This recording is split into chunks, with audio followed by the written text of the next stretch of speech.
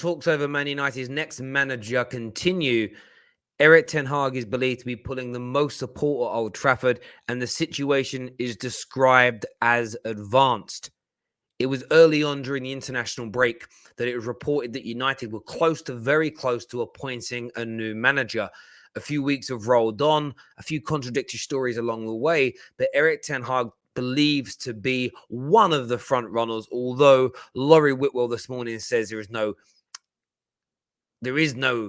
front runner as of yet, but we know it's down to two people. It is generally between Maurizio Pochettino and Erik ten Hag.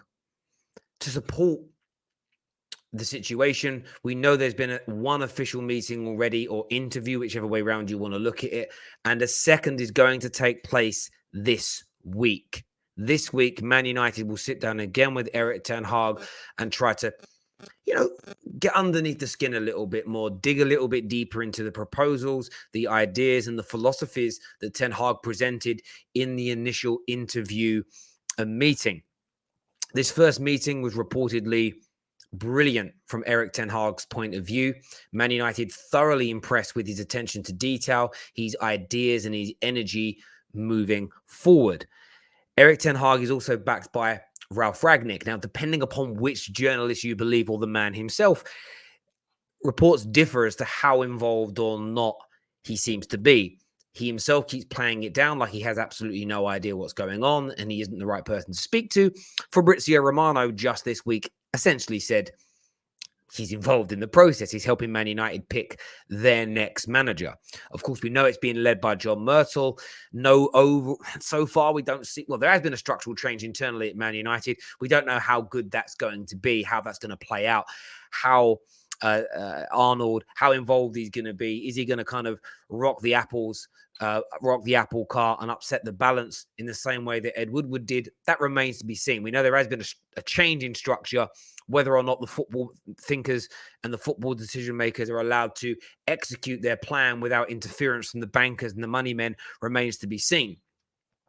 But it's an intriguing situation to see that Ten Hag is now in an advanced situation. And I spoke to people about what does the word advanced mean before. Now, you'll get some journalists that will play with this word because journalists very rarely want to commit to anything now. They won't want to commit to a deal happening or being advanced, and then it collapses because they're scared of the banter that comes with it online. That's why I don't look at advanced in any other way, shape, or form as being in-depth conversations. So a phone call, if you're trying to buy let's put it into player terms. If you're trying to buy a player and I phone the agent and say, would Vlahovic be interested in joining my club? And the answer is no. That's not advanced situation at all. That is an inquiry. You're rejected. If the answer is maybe, let's have a bit of a chat. And then there's a few texts and a few phone calls and a few voice notes, which is how a lot of these communications take place. Football, a lot of conversations go on via things like WhatsApp in the football world. That's inquiries, that's talks in respects. When things start to go from talks into advanced situations are when you have either conference meetings via Zoom, products like Zoom, or face-to-face meetings when you're going into more in-depth detail. When you're talking about plans and philosophies and playing styles, club status, transfer budgets, how you, and this is from a managerial point of view, how you would elevate the club to the next level, what you think is most important, where you deliver your ideas. And generally what a manager will do is exactly the same as we all do in a job interview, is you gather intel before the meeting about the organization you're looking to join, their goals, where they want to be. You ask questions. Well, how do Man United want to play? What type of profile of player do you want? Where do you want to be? How quickly do you want to get there? What's the budgets? Great. Well, based on that, this is what I can do for you. This is my philosophy, and it matches yours 85% of the way. I think we can negotiate and agree to disagree on that 15%, but the overall end result will get us to where we want to be. This is how every walk of life operates. Football is no different. I've said it for many years. Football is a job. And like any job, you got to have without the 5 P's, you're in trouble. Poor preparation produces poor performance. And that's what a job interview is. And that's what Ten Hag has been doing. And he's delivered that in equal measure.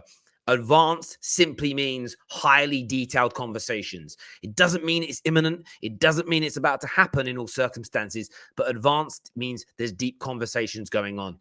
If Chelsea Football Club tomorrow sit down with Mohamed Salah's team and go into intricate detail about costs and shirt numbers, squad status, salaries, bonuses, agent fees, that is an advanced conversation between those two parties.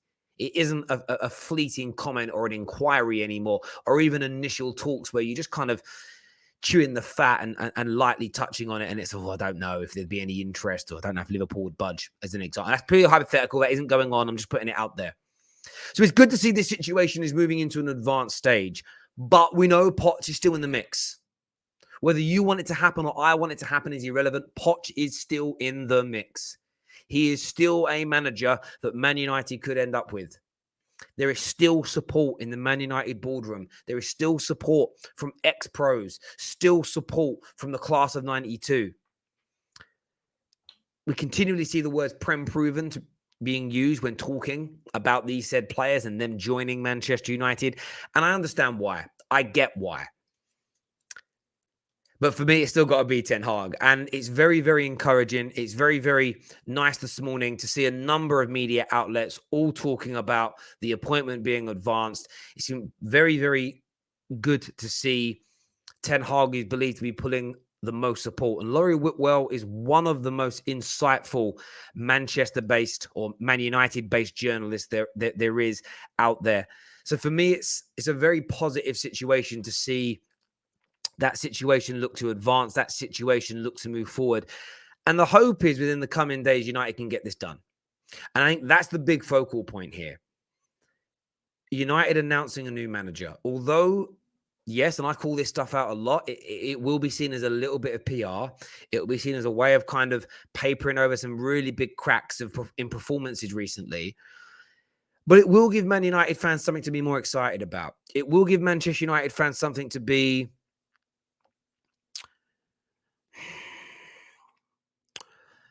hopeful for. Hopeful doesn't mean carried away. And there are two different things here. The Erik ten Hag appointment, for me, is different from any other managerial appointment since Fergie left. We've never hired a manager on the back of winning a league title, and I believe Ajax will win their league title this year. We've never hired a manager who hadn't already reached his peak, or whose peak was tipped to be sky high. We've never had a manager with the right amount of arrogance about him, the right amount of swagger, who's still in or even yet to reach his pomp, to reach the highest level of his game. We haven't had a young, up-and-coming manager, again, with a pedigree behind him. You can't put Ollie in that category. You can't don't touch a Ten Hag. We haven't done that. Moyes, LVG, and Jose Mourinho were very different types of appointments to what Erik ten Hag could be. Now, Ten Hag needs support. Ten Hag needs the club to... This new structure the club's put in place, I'm not going to judge it until it yields through. They are telling us that it's going to be football people making football decisions and financial people making financial decisions, and there'll be a fusion in the middle. If this happens, and Ten Hag is the guy that they appoint to coach the footballing philosophy that the club wants, if we're buying the profile of player to match that philosophy, and the most important thing for Ten Hag, you read what he says. Yes, his style of play is important. Philosophy is important. But the bedrock upon what that is built on, the right players with the right attitude, the right mentality, the want to work hard, the want to develop. Echoing very much what Ralph Ragnick has been telling us in press conferences and interviews recently. That is what is needed. Once you have that bedrock, what you're adding to that at the same time is you continue to improve the quality of player. You continue to coach the players in your team and improve them. That's, again, something we just haven't seen enough of on a consistent basis for 10 years, is players already at the club becoming better. Case in point, if you look at Liverpool, Jordan Henderson got better. In 4 or 5 years' time, would I expect to see a completely different squad to we have now? Yes. But there could still be 1, 2, 3, 4 players remaining. Ten Hag will make them better. But none of this happens without the structure being right around him. If that structure is collapsed, if the rug is pulled from under his feet, all these exciting things about Ten Hag become irrelevant, because we will be back to where we are now. Facts. Straight facts. You can't get away from them.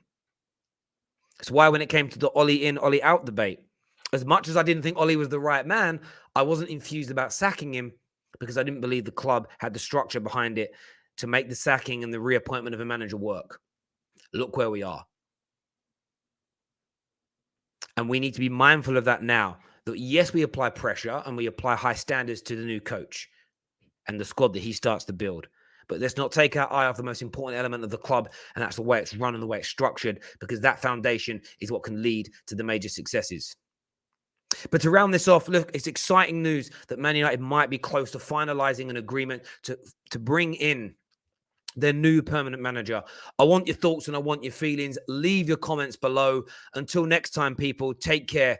Goodbye. God bless. And I'll see you all soon. Thank you.